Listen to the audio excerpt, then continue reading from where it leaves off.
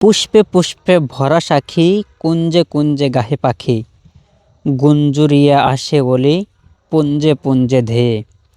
তারা ফুলের উপর ঘুমিয়ে পড়ে ফুলের মধু খেয়ে।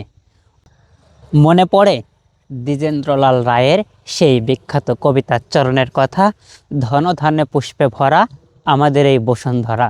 তিনি তার কবিতার শেষ চরণে কি লিখেছিল? তিনি লিখেছিলেন, এমন দেশটি কোথাও খুঁজে পাবে না কো তুমি, সকল দেশের রানী সেজে আমার জন্মভূমি। কাশ্মীরকে যদি পৃথিবীর স্বর্গরাজ্য বলা হয়, তাহলে বাংলাদেশকে কি স্বর্গরাজ্যের দরজা বলা যায় না? দেখুন কি সুন্দর ফুল, যে সরিষা ফুল, আর এই যে ঘ্রাণটা পুরো মনোমুগ্ধকর একটা ঘ্রাণ।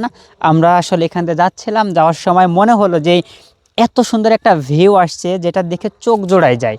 আসলে যারা ভ্রমণ প্রেমী আছে তারাই বুঝবে যে এই যে সুন্দর ভিউ, এটা কতকাল কে তার চোখে দেখে না। যদি নিজের চোখে না দেখেন তাহলে আপনি কখনোই বিশ্বাস করতে পারবেন না যে এই যে এই সরিষা ফুলের ভিউটা আসলে কতটা সুন্দর। তাই হয়তোবা কবি এই কথাই বলেছিলেন, এমন দেশটি কোথাও খুঁজে পাবে না কো তুমি, সকল দেশের রানী সে যে আমার জন্মভূমি।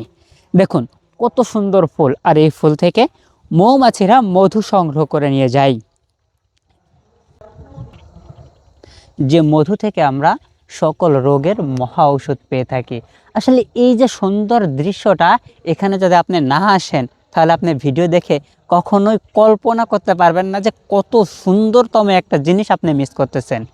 পৃথিবীতে আল্লাহ তাআলার কত অপরূপ সৃষ্টি, যদি আপনি না ঘুরে ঘুরে বেড়ান তাহলে কখনোই এটা উপলব্ধি করতে পারবেন না।